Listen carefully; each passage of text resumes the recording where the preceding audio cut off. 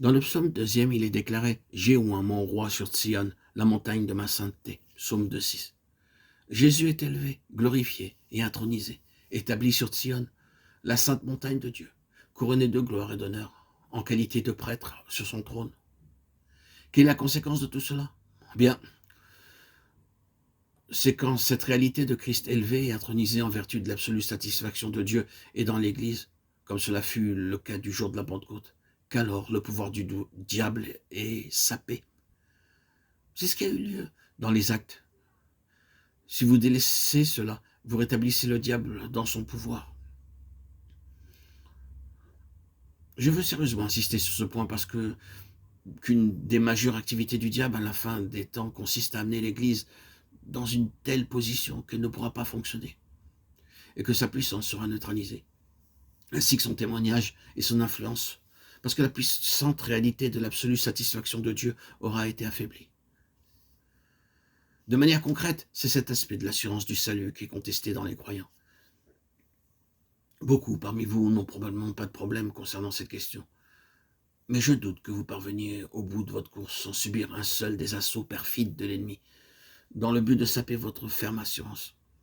Il se peut qu'il ne vise pas directement l'assurance du salut, il peut s'insinuer d'une autre manière pour saper votre confiance en Dieu, ou même pour voiler vos convictions à l'égard de Dieu. Mais c'est cela qui est le cœur et la nature même de la bataille de la foi. Nous devrons être confrontés à cette bataille de la foi jusqu'au terme de notre voyage.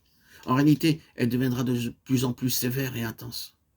La foi va être testée de plus en plus, et quand elle triomphera en transcendant le conflit, il y aura la victoire. Sur quel terrain la foi sera testée? C'est sur le terrain de notre relation même avec Dieu et de l'attitude de Dieu envers nous que la foi sera mise à l'épreuve. La concentration des forces de l'ennemi va interférer dans notre relation avec Dieu. Quel est notre unique lien avec Dieu? C'est le Seigneur Jésus. Christ est la réponse.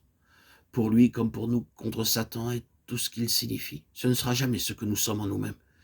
Si vous pensez un jour parvenir à satisfaire Dieu en vous-même, en ce qui concerne la justice, vous serez confronté à d'affreuses désillusions et à de nombreuses déceptions. Jamais nous ne pourrons satisfaire Dieu par nous-mêmes, que ce soit partiellement ou plus pleinement. La puissance de l'Église réside dans la foi au Seigneur Jésus. Le lien avec Dieu, c'est le Seigneur Jésus comme étant la satisfaction de Dieu et la réponse de Dieu à Satan, l'accusateur. Comment alors pourrons-nous réellement déloger l'ennemi et saper son emprise pour le détruire efficacement? C'est une très grande question. Nous n'allons pas défaire l'ennemi par le moyen de grandes organisations, ni avec l'aide des mouvements religieux.